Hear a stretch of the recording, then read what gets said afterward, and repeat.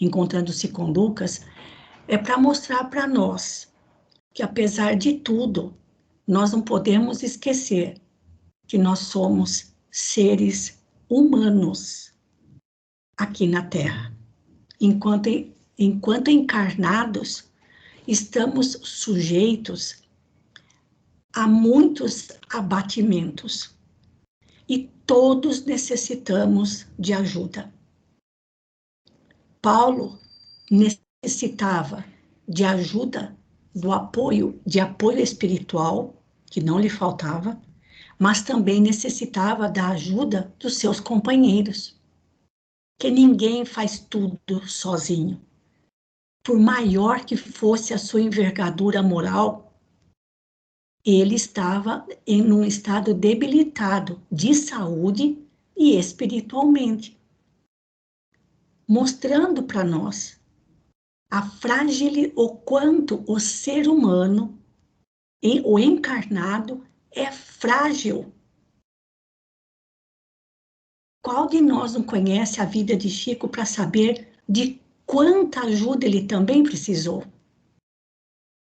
Pelo seu estado de saúde, pelas várias vezes em que esteve realmente muito abatido, tanto física quanto espiritualmente. Nunca lhe faltou amparo, mas também ele nunca deixou de cumprir a sua tarefa. Se eles, que são eles, com toda a bagagem espiritual que possuíam, caíram em situações, tiveram momentos, fases da vida, nesse abatimento físico e espiritual, imagina nós. Imagina a gente. Então, Paulo realmente passou por um período, uma fase de abatimento físico e espiritual. Então, ele precisava, tanto ele quanto outros, ninguém consegue tudo sozinho. Até mesmo Jesus precisou da companhia dos 12 discípulos e de outros mais para levar a sua mensagem. E Paulo, assim como outros, precisou da ajuda de outros companheiros. Precisava do amparo dos benfeitores espirituais, principalmente Estevão e Abigail. E no caso, até mesmo Jesus veio ao socorro dele, dando a ele a sugestão de escrever as cartas. Se eles, que tinham a envergadura espiritual que tinham, passavam por essas fases, necessitando do amparo dos companheiros, do amparo da espiritualidade, que dirá nós, gente? Que dirá nós? Não é? Então, mostrando que na condição de seres humanos, de encarnados, nós temos muitas fraquezas. Nós temos períodos de debilidade física e espiritual, justamente para abater o nosso orgulho, a nossa tola vaidade, para mostrar que todos necessitamos uns dos outros, sobretudo de uma comunidade cristã. Todos precisam de apoio mútuo. Às vezes é um que cai, às vezes é outro, mas nós precisamos uns dos outros para levarmos adiante uma tarefa que não é nossa. Como João Evangelista falou para Paulo em Éfeso, a tarefa é do Cristo, não é sua em particular. Chamando a atenção de Paulo. E isso também fica de lição para nós. Se estamos numa comunidade cristã, precisamos do apoio uns dos outros, porque nós somos frágeis. Se eles caíram, se eles tiveram momentos de abatimento, imagina nós. Não é, gente? Então, foi isso que os amigos espirituais me sugeriram para que eu não deixasse de falar isso, né? De que nós precisamos uns dos outros, temos muitas fraquezas, temos momentos de abatimento, mas, como diz Emmanuel, não podemos nos deixar empolgar pelo desânimo. E, dentro de uma comunidade cristã, todos são importantes. E ali temos um compromisso de apoio mútuo. E Paulo compreendia tanto isso, mostrando o quanto a comunidade cristã deve ser ativa, unida, para merecer a solidária, para merecer a assistência de espíritos bons, espíritos elevados. Então, foi isso que os amigos espirituais me trouxeram à mente, para mostrar que se ele, Paulo, passou por uma fase de abatimento físico, abatimento moral, espiritual, entristecido, né, com os rumos da semeadura do Evangelho, quanto mais a gente, que nós somos seres humanos frágeis, estamos sempre sujeitos a essas quedas, a essas fases, e é justamente como o próprio Kardec diz, numa das preces, lá no Evangelho, no Evangelho segundo o Espiritismo, nas preces, ele coloca, numa das preces, ele coloca, pedindo a Deus mais ou menos isso, para que nos fortaleça na paciência e na humildade em relação àqueles que não pensam como a gente pensa,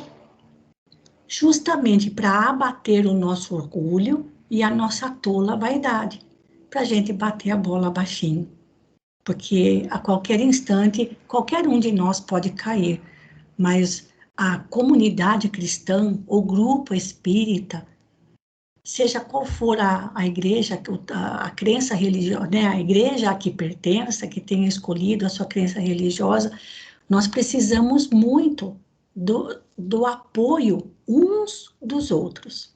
Tá bom, gente? Alguém quer fazer algum comentário a respeito disso? Quero agradecer, Manu. Agradecer aos grandes amigos do alto que te intuíram para passar para a gente esse recadinho, que é muito consolador.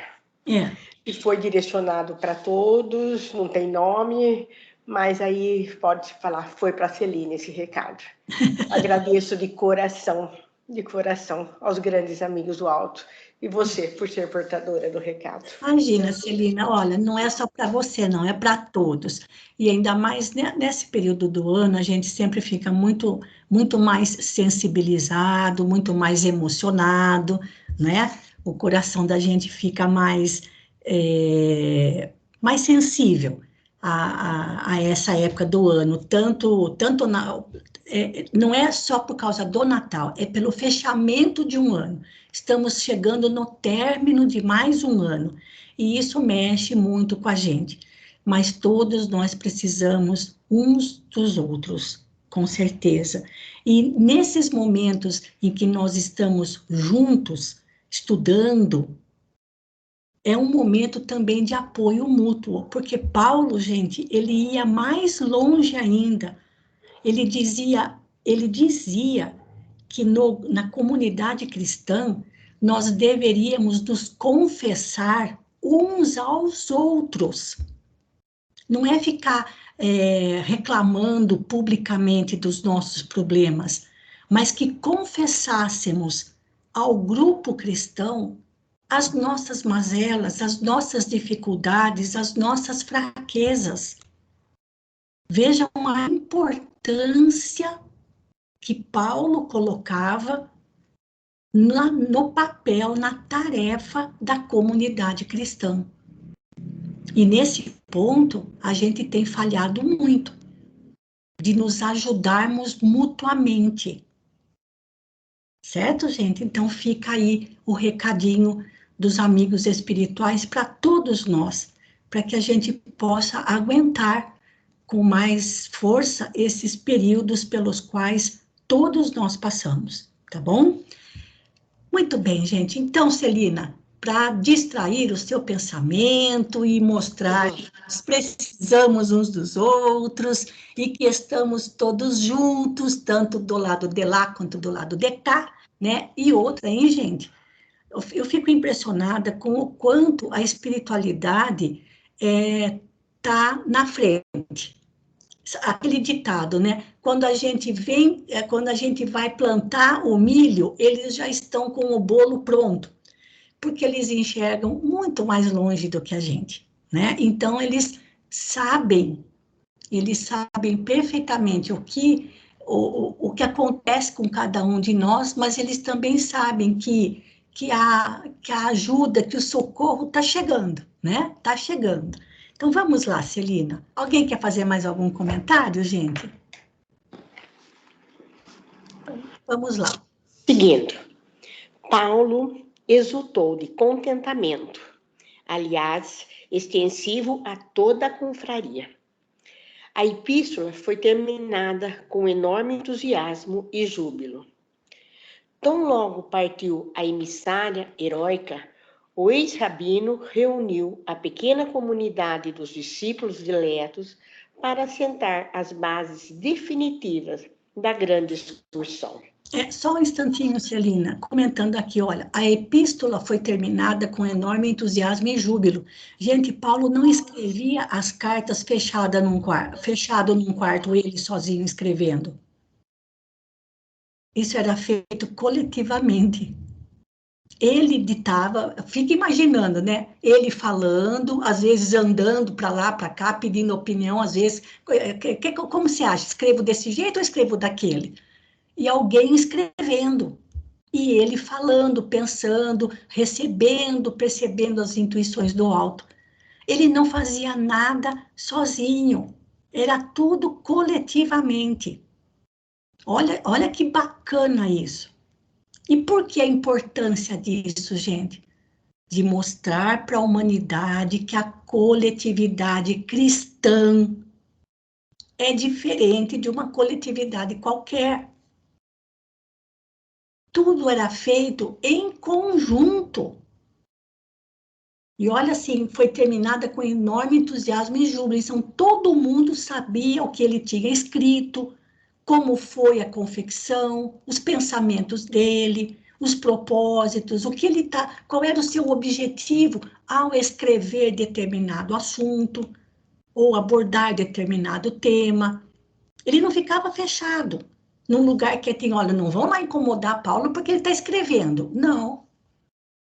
Olha, gente, olha a visão que esse homem tinha do que significava uma comunidade cristã.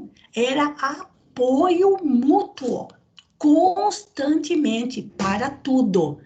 Pode continuar, Celina.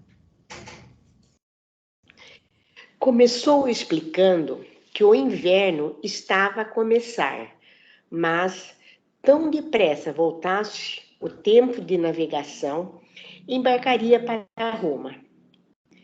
Depois de justificar a excelência do plano, visto já estar implantado o Evangelho nas regiões mais importantes do Oriente, pediu aos amigos íntimos lhe dissessem como e até que ponto lhe seria possível secundá-lo.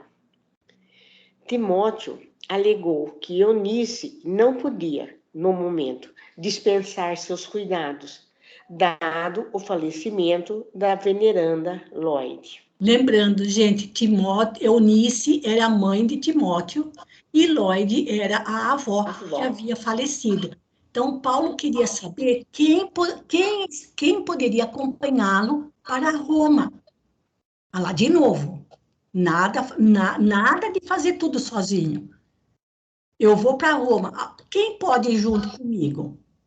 Então, agora cada um vai colocar aí as suas desculpas. Vamos lá. Segundo expôs, precisava regressar a Tessalônica e Aristarco o secundou nesse parecer. Sócrates falou de suas dificuldades em Bereia. Gaio pretendia partir para Derbe no dia seguinte.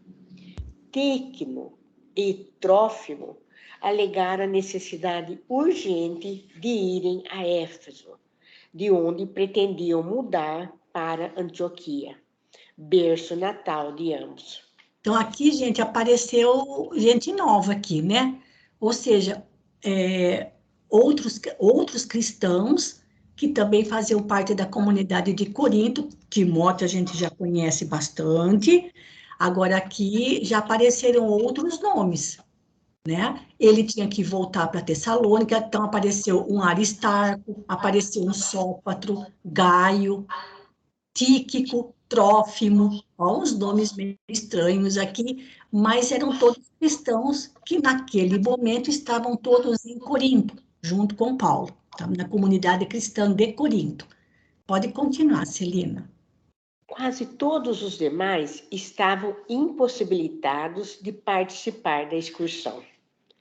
Apenas Silas afirmou que poderia fazê-lo, fosse como fosse. Chegada, porém, a vez de Lucas, que se mantivera até então calado, disse ele estar pronto e resolvido a compartilhar dos trabalhos e alegrias da missão de Roma. De toda a assembleia, 2 apenas poderiam acompanhá-lo. Paulo, todavia, mostrou-se conformado e satisfeitíssimo. Bastavam-lhe Silas e Lucas, habituados aos seus métodos de propaganda e com os mais belos títulos de trabalho e dedicação à causa de Jesus. Gente, esse parágrafo também mostra para a gente que, embora cristãos, fazendo parte da comunidade, eles também tinham as suas questões de ordem pessoal, de ordem familiar, e procuravam conciliar, né, para não abandonar, não deixar nenhum e nem outro. O único que não tinha compromisso com família era Paulo. Não tinha ninguém. E, no caso, Silas já tinha sido seu companheiro na segunda viagem. Lucas já era o seu conhecido desde Antioquia. Então, ele não podia estar melhor acompanhado, né, do que aqueles 2 amigos muito próximos dele. Então, assim, isso mostra para a gente que, assim, embora sendo cristãos, participando da comunidade cristã, a vida continuava. E eles tinham os seus compromissos de trabalho, com família, com parentela. Tudo isso continuava normalmente. Ou seja, eles não passavam 24 horas dentro da comunidade cristã só lá rezando e rezando e sei lá mais o quê. Né? Tinham os seus afazeres, tinham os seus compromissos e procuravam conciliar. Ou seja, não abandonavam a tarefa cristã por causa de compromissos com parentela. Eles procuravam conciliar. Né? Então, esse parágrafo grandão mostra isso para a gente. Pode continuar, Celina, fazer seus comentários, mais alguém que queira fazer? Tudo corria às maravilhas. O plano combinado auspiciava grandes esperanças, quando, no dia imediato, um peregrino, pobre e triste, surgia em Corinto, desembarcado de uma das últimas embarcações chegadas ao Peloponeso, para a ancoragem longa do inverno. Vinha de Jerusalém, bateu às portas da igreja e procurou instantaneamente por Paulo, a fim de entregar-lhe uma carta confidencial. Defrontando o singular mensageiro, o apóstolo surpreendeu-se. Tratava-se do irmão Abdias, a quem Tiago incumbira de entregar a carta ao ex-rabino. Este tomou-a e desdobrou-a um tanto nervoso. À medida que ia lendo, mais pálido se fazia. Só um instantinho, Celina. Gente, olha, assim, situações que nós aqui no Brasil não vivenciamos, no hemisfério sul. toda a navegação no Mediterrâneo parava durante o inverno. Olha que coisa. E ou seja, durante 3 meses nessa época do ano, né, gente? Porque aqui é verão para nós, é inverno no hemisfério norte. Então, nessa época do ano, dezembro, janeiro, fevereiro, talvez um pedaço de março, a navegação pelo mar Mediterrâneo era interrompida. Então, tudo que se precisava fazer tinha que ser feito antes da chegada do inverno. Isso é uma coisa que nós aqui no hemisfério sul não temos a menor preocupação com isso. Então, praticamente, eles passavam todo um ano se preparando para enfrentar o inverno. Inverno rigoroso. E nós não temos essa preocupação aqui no hemisfério sul. Preocupação nenhuma, ainda mais aqui no Brasil. Não tem preocupação nenhuma com essa... Não, a gente tem que se preparar, tem que guardar bastante lenha para poder aguentar passar o inverno, para poder aquecer dentro de casa. Não temos preocupação nenhuma com isso. Temos que armazenar alimento, guardar alimento, a caça, a comida em casa, porque não dá para botar o nariz para fora da porta quando tiver no inverno. Nós não temos essa preocupação aqui no Brasil, no hemisfério sul. Preocupação nenhuma.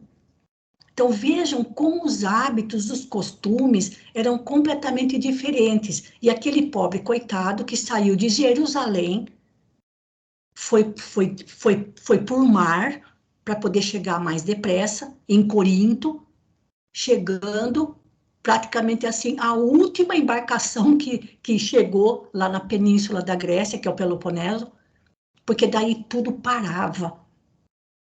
Olha que coisa, né, gente? Então, quem não tinha conseguido lenha suficiente, caça suficiente, alimento suficiente, roupa, assim, lã suficiente, quer dizer, passava o ano inteiro se preparando para aguentar o inverno rigoroso, nos meses de dezembro, janeiro, fevereiro e um pedaço de março, abril, até a chegada da primavera.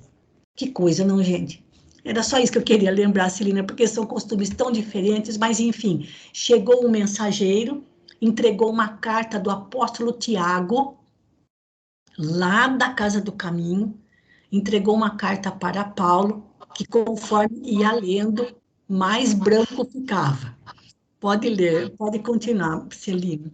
Tratava-se de um documento particular da mais alta importância. O filho de Alfeu comunicava ao ex-doutor da lei os dolorosos acontecimentos que se desenrolavam em Jerusalém.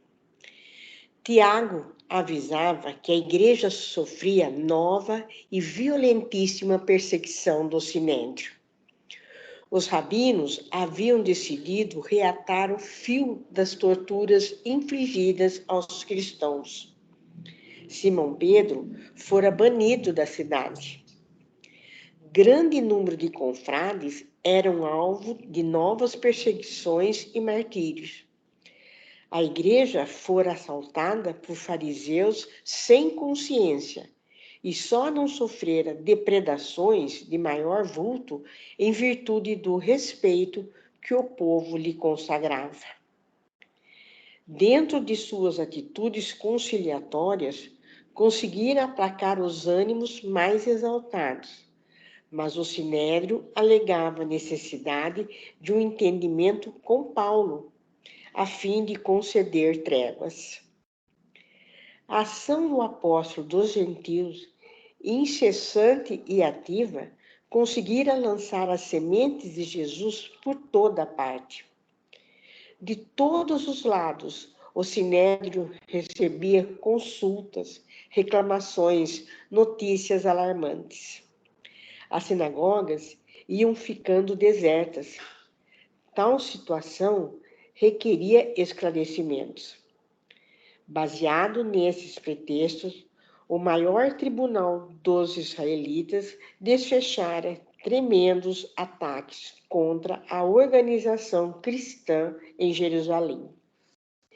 Tiago relatava os acontecimentos com grande serenidade e rogava a Paulo de Tarso não abandonasse a igreja naquela hora de lutas acerbas. Ele, Tiago, estava envelhecido e cansado. Sem a colaboração de Pedro, temia sucumbir.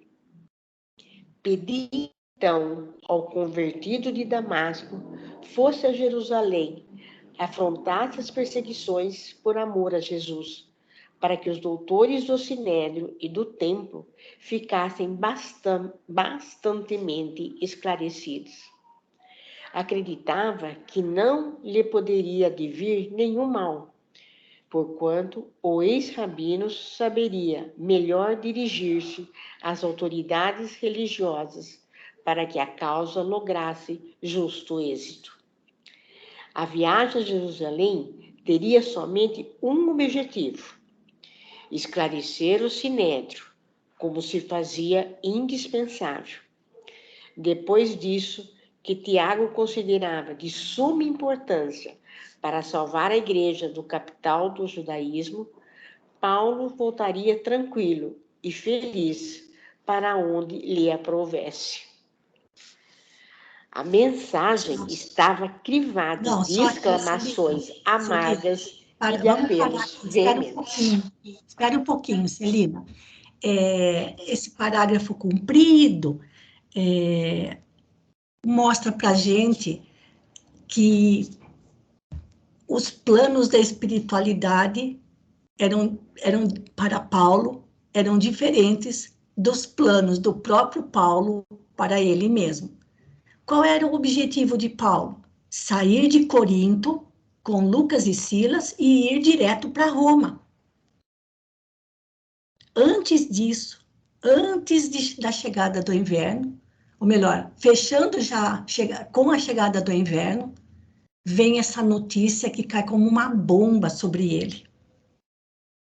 Tiago, justamente aquele apóstolo pelo qual ele não tinha a menor simpatia, que inclusive tratava Paulo com a maior indiferença na casa do caminho, não sei se vocês se lembram disso, no começo do livro, no começo, quando Paulo voltou lá como cristão já, convertido. Esse Tiago, que é o Tiago, filho de Alfeu, escreve pedindo ajuda para Paulo, que somente Paulo conseguiria convencer o mais alto tribunal israelita, que era o Sinédrio, porque eles acharam, as perseguições continuaram. Vejam, gente, Simão Pedro foi banido da casa do caminho, não fala nem para onde ele foi, nem fala, por enquanto não sabemos para onde Pedro foi. O que seria a casa do caminho sem Simão Pedro? Ele era o suporte, ele era a rocha daquela instituição. Tiago ficou sozinho. E esse Tiago, gente, filho de Alfeu, era irmão de Levi, de Mateus, e irmão de Judas Tadeu. Os três eram irmãos, Mateus, Judas Tadeu e esse Tiago. E esse Tiago era aquele grande devoto, seguidor, defensor das leis de Moisés. E era com isso que ele conseguia segurar as implicâncias dos fariseus contra a casa do caminho. Ou seja, Paulo ia pegar uma embarcação, sim, que ele iria de embarcação, mas ele não ia para Roma, ele ia voltar para Jerusalém, para ajudar Tiago. Olha, gente, o que faz o tempo, porque Emmanuel fala aqui que Tiago o próprio Tiago diz na carta, cadê aqui que eu já não estou enxergando, que ele também estava abatido, envelhecido, doente, não consigo encontrar, aqui ó, ele, Tiago, estava envelhecido e cansado. O tempo passa para todo mundo. Todos já estavam para cima dos 50.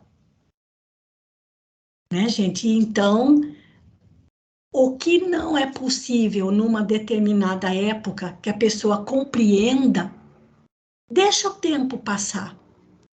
Deixa aquela pessoa passar por outras experiências, vivenciar outras experiências, amadurecer, que aquilo que ela não aceitava, que ela não compreendia, ela vai compreender e vai aceitar. Foi o que aconteceu com Tiago. Foi pedir ajuda justamente para Paulo, para quem ele trata, quando ele estava todo saudável e todo cheio de si. Tiago tratou Paulo, que ainda era Saulo, com a maior indiferença. Mal olhava para ele, passava longe. Só Simão Pedro dava atenção para ele. E Tiago não, aferrado na Torá, nas leis de Moisés. Olha o que faz o tempo com a gente. Porque aquilo que hoje a gente também não aceita, não compreende, bate pé, faz questão de impor a nossa opinião, o nosso ponto de vista.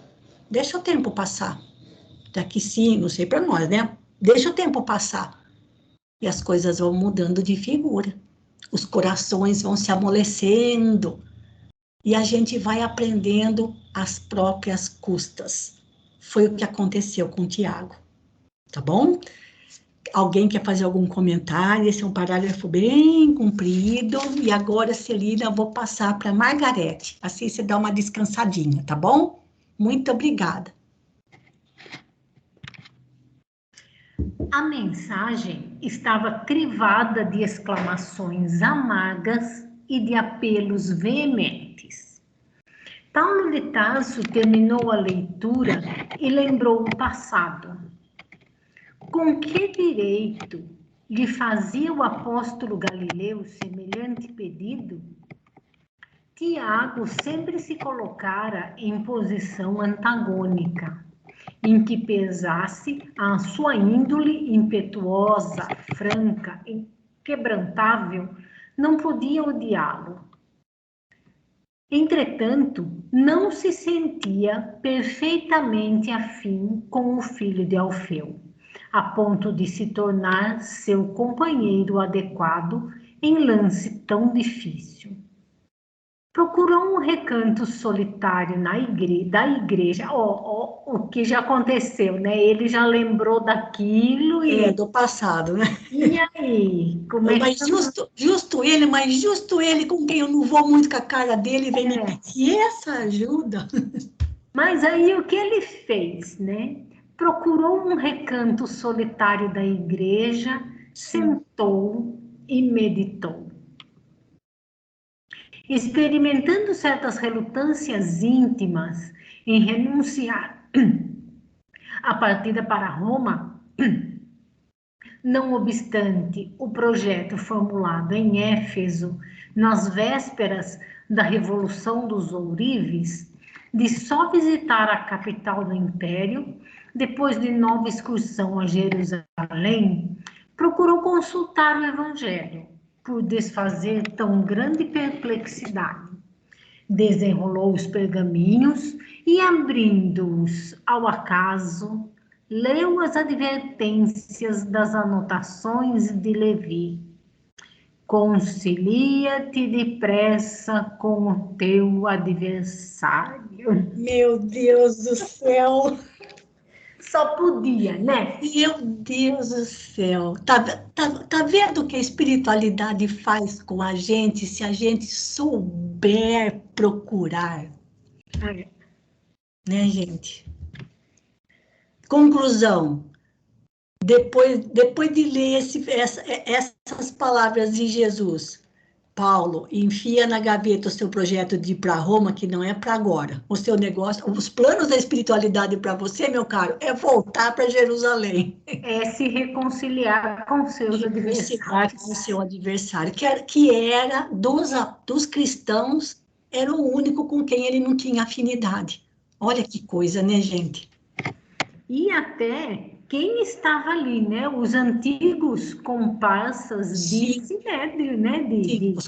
Exato, os coleguinhas do Sinédrio. Os coleguinhas da vida Saulo, né? Da vida enquanto Saulo, né? Exatamente. Olha aí. Diante dessas palavras judiciosas, não dissimulou o assombro, recebendo-as como um alvitre divino, para que não desprezasse a oportunidade de estabelecer com o apóstolo Galileu os laços sacrossantos da mais pura fraternidade. Não era justo alimentar caprichos pessoais na obra do Cristo. Melhor grifar isso, hein? Melhorzinho. No feito em perspectiva, não era Tiago o interessado na sua presença em Jerusalém. Era a igreja, era a sagrada instituição que se tornara tutora dos pobres e dos infelizes. Provocar as iras farisaicas sobre ela não seria lançar uma tempestade de imprevisíveis consequências para os necessitados e desfavorecidos do mundo? Recordou a juventude e a longa perseguição que chegara a mover contra os discípulos do crucificado. Teve a nítida recordação do dia em que efetuara a prisão de Pedro, entre os aleijados e os enfermos que o cercavam, soluçantes. Lembrou que Jesus o chamara para o divino serviço às portas de Damasco, que desde então sofrera e pregara, sacrificando-se a si mesmo e ensinando as verdades eternas, organizando igrejas amorosas e acolhedoras, onde os filhos do Calvário tivessem consolo e abrigo, de conformidade com as exortações de Abigail. E assim chegou à conclusão de que devia aos sofredores de Jerusalém alguma coisa que era preciso restituir. Olha que reflexão. Pois é. Né? É porque ele estava comprometido, né, gente? Ele tinha uma dívida realmente, né, com os cristãos de Jerusalém. E assim, acho bom a gente ir para o cantinho do pensamento também. Assim, no cantinho do castigo. E ali para o cantinho do pensamento, pegar um evangelhozinho e abrir o acaso. E assim, se ele tinha como assessor, né, o Estevão, e toda aquela turma que ele tinha, né, toda aquela... A gente também tem o nosso amigão que exatamente está do nosso lado e vai mostrar o que a gente precisa. Nós não podemos nos esquecer de que temos um anjo guardião. Sim. Né, gente? Que está conosco, talvez há séculos. Sim. Acompanhando a nossa jornada evolutiva, né? Sim. Aquela paciência. Esperando que a gente vá para o cantinho do castigo ali e dê uma refletida. Em outros tempos, fomentara a confusão, privara-os da assistência carinhosa de Estevão, iniciara banimentos impiedosos. Muitos doentes foram obrigados a renegar o Cristo em sua presença na cidade dos rabinos. Não seria aquela a ocasião adequada para resgatar a dívida enorme? Paulo de Tarso, iluminado agora pelas mais santas experiências da vida como mestre amado, levantou-se e a passos resolutos dirigiu-se ao portador que o esperava em atitude humilde. Amigo, vem descansar, que bem precisas. Levarás a resposta em breves dias. Ireis a Jerusalém? Interrogou Abdias com certa ansiedade, como se conhecesse a importância do assunto. Sim, respondeu o apóstolo. Gente, tem mais coisas aqui nesse parágrafo que também é bem extenso. Paulo tinha realmente uma dívida, como Emmanuel coloca aqui, olha, resgataram uma dívida enorme. Porque de todos os 12, de todos os apóstolos do Cristo, ninguém apanhou tanto quanto Paulo apanhou. E ele tinha realmente uma dívida com os cristãos de Jerusalém, né? Então ele começou a lembrar de algumas coisas aqui, dos desmandos dele. O que é pior, os desmandos dele como Saulo, como doutor da lei, deixaram sementes que outros rabinos, outros doutores da lei começaram a fazer igual. Sim. Então a coisa cresceu de uma maneira muito grande. Então ele tinha uma dívida realmente que os outros apóstolos não tinham, porque não fizeram nada do tamanho do que ele havia feito. Entendeu? Então, ele precisava resgatar aquilo, né? Ele precisava resgatar aquilo perante ele mesmo e perante a comunidade cristã de Jerusalém, que foi o único lugar onde realmente ele se endividou espiritualmente falando, né? Mas aqui, gente, quer ver? Olha, espera um pouquinho. Olha aqui, ó. Iluminado agora pelas mais santas experiências da vida.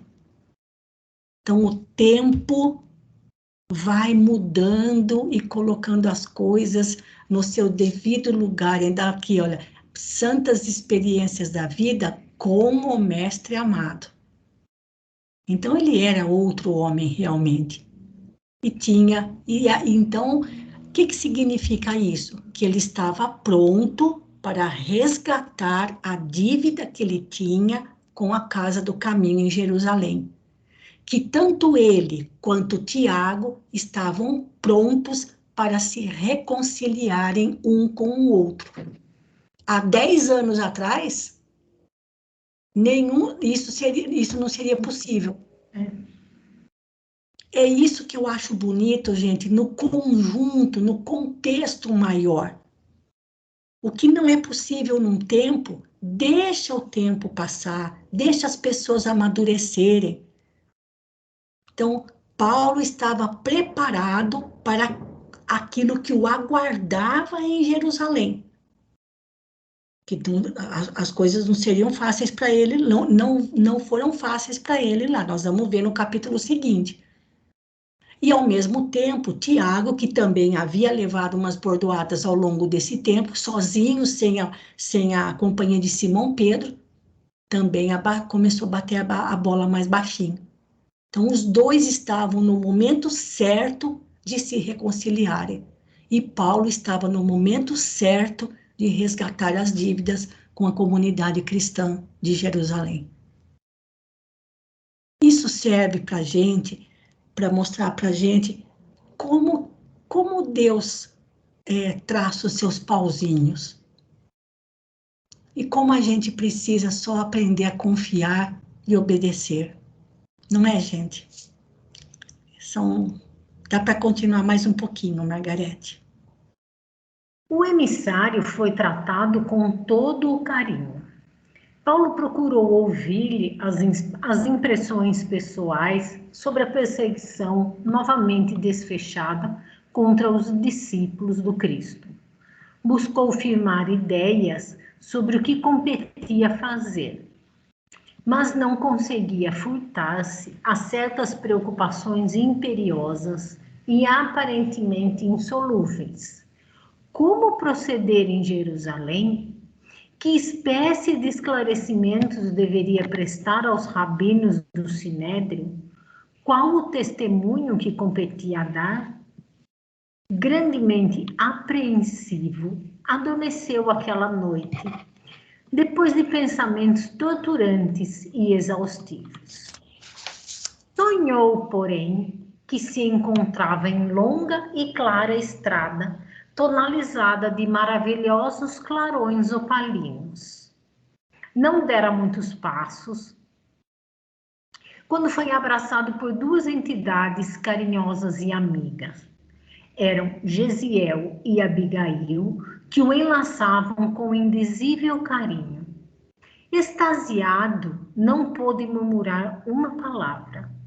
Abigail agradeceu-lhe a ternura das lembranças comovidas, nos votos de fidelidade em Corinto, falou-lhe dos júbilos do seu coração e rematou com alegria: não te inquietes, Paulo. É preciso ir a Jerusalém para o testemunho imprescindível. Não estamos desamparados, não. Nunca. E além do mais, gente, foi em Jerusalém que Paulo também fez. Tem duas coisas que também aconteceram em Jerusalém com o qual ele estava comprometido: a morte de Estevão e o que ele fez com a Abigail. Sim. Quando descobriu que o Estevão era o seu próprio irmão. E ele ali desmanchou o noivado, dizendo que não podia se casar com a irmã, se casar com a irmã do seu maior inimigo. Né? E, no entanto, é o próprio Estevão, Gesiel e a própria Abigail que vieram sustentá-lo nesse momento.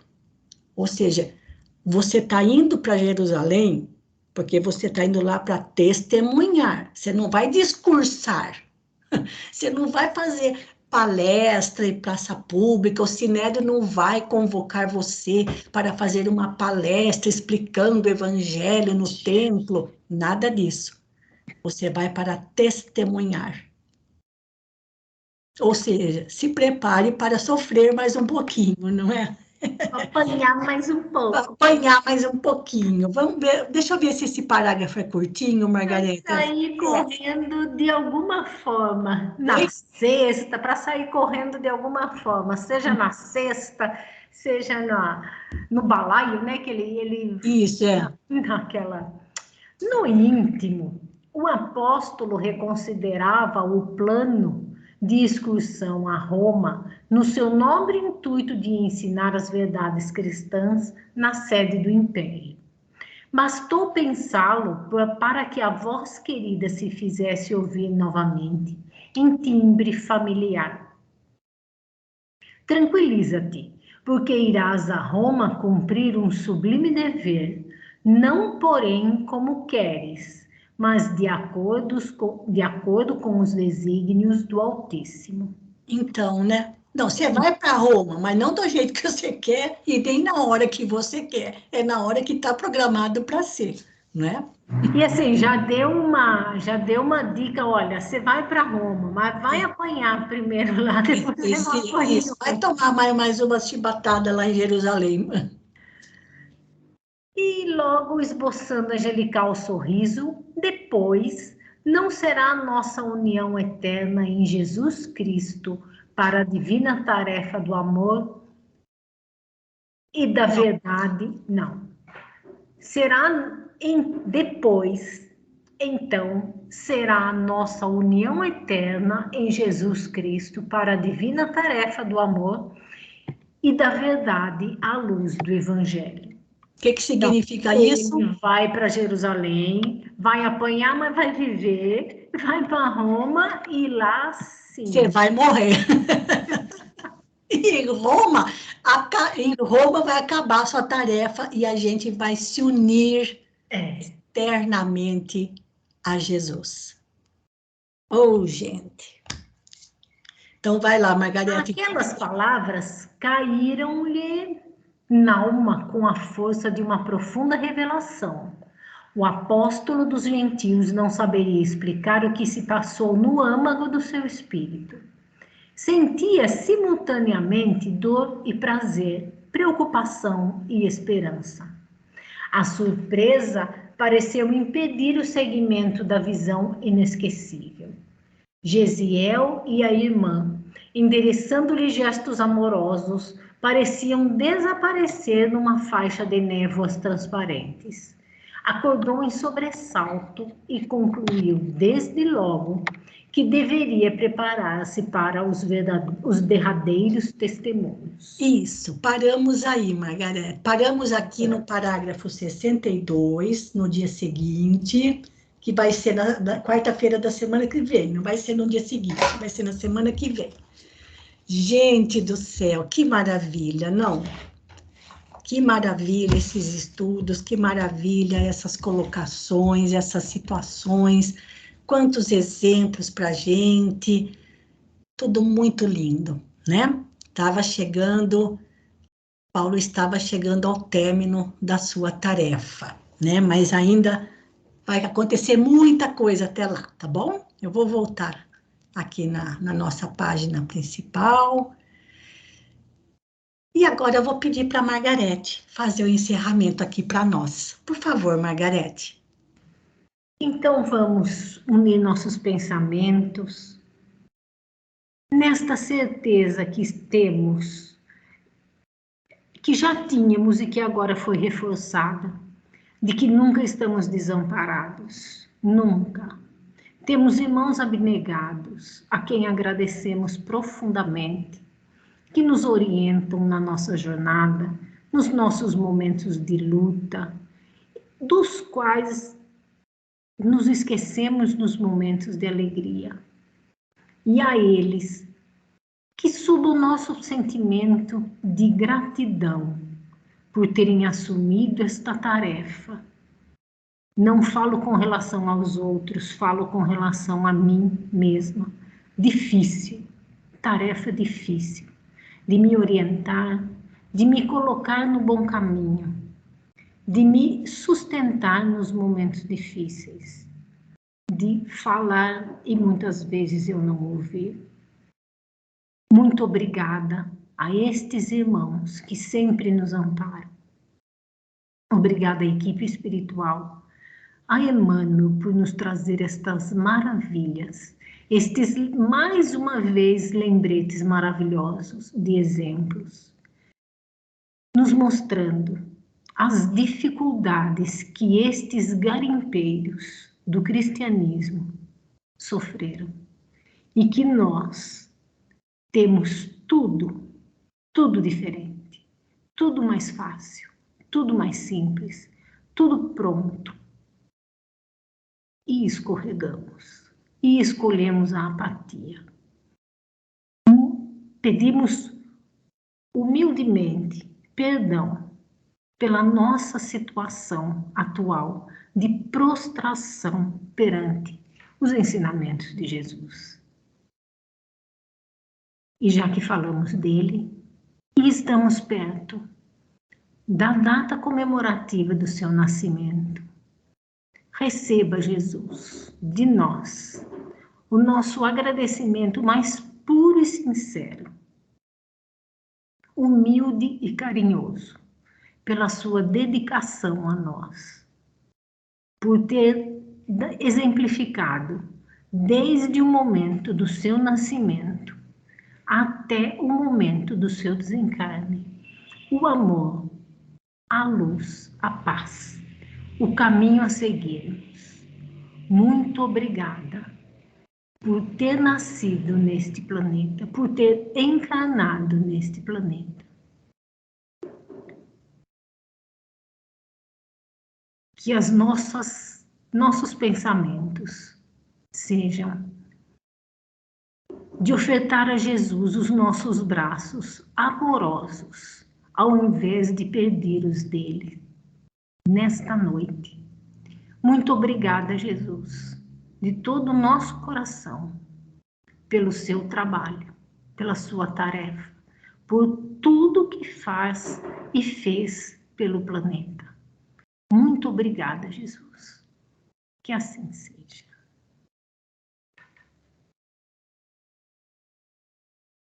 Obrigada, Margarete, Celina, pelas leituras. Esse trechinho que a gente leu hoje, que sirva para nós, para que o nosso grupo seja mais unido, para que nós sejamos mais unidos e mais participando mais da vida um do outro. Nós formamos o Grupo Espírita Allan Kardec, mas nós estamos precisando de mais união, de mais suporte, uns para com os outros, porque a palavra que você usou é exatamente essa, Margarete. Nós estamos muito prostrados e precisamos nos apoiar muito uns com os outros, para passarmos por esse momento que não tem sido fácil para ninguém. Então, que a gente possa aproveitar esses momentos, inclusive, Margarete, agradeço de você estar colocando no grupo do NEP os vídeos do Saulo e sobre essa série especial, essa semana, né, sobre o Natal, e do Haroldo, a série Jesus Modelo e Guia. Olha, gente, quem não está assistindo esses vídeos não sabe o que está perdendo, porque são muitos ensinamentos e são palavras que também nos encorajam. Então, vamos aproveitar esses momentos, né, esses dias, para nos alimentarmos, para estarmos mais próximos de Jesus, só que ouvindo falar mais dele. Não deixem de assistir, que vale muito a pena, são muitos ensinamentos. E outra coisa, hein? Tanto o Saulo quanto o Haroldo fazem isso voluntariamente. É algo que eles estão oferecendo para nós. Não foi imposto nem pedido, nem determinado. Eles é que fazem isso. Há anos, não começaram agora, não. Esse grupo tem mais de 5 anos que eles fazem esses vídeos só para poder ajudar a nós, passando para nós os ensinamentos de Jesus e da doutrina espírita. Então, não deixem de assistir, tá bom? Então, fiquem com Deus, terminem bem essa semana, em paz, com o coração sereno, o pensamento elevado, busquemos mais o Evangelho, busquemos mais Jesus e procuremos nos apoiar mais uns aos outros. É o meu pedido, é o pedido que eu faço à equipe espiritual da nossa casa de oração e a nós que participamos desse grupo. Muito obrigada, fiquem com Deus, uma boa noite e bom descanso. Boa noite a todos. Margarida, esses vídeos estão no grupo... Boa noite, quem precisar sair, pode sair. Margarida, esses vídeos estão no grupo do NEP. Eu acho que você não está nesse grupo. Se você não se importar, eu incluo você lá, tá bom? Assim como eu coloquei a Marlene também. Acho que você não está no nosso grupo do NEP. E é lá que a Margarete tem postado esses vídeos. Mas é só você procurar no YouTube o canal Espiritualidade e Vida. Você vai encontrar lá os vídeos do Saulo e do Haroldo Dutra, tá bom? Mas eu coloco você assim, fica mais fácil para você acessar, ok? Então, boa noite, pessoal. Fiquem com Deus, bom descanso e até já já, se Deus quiser.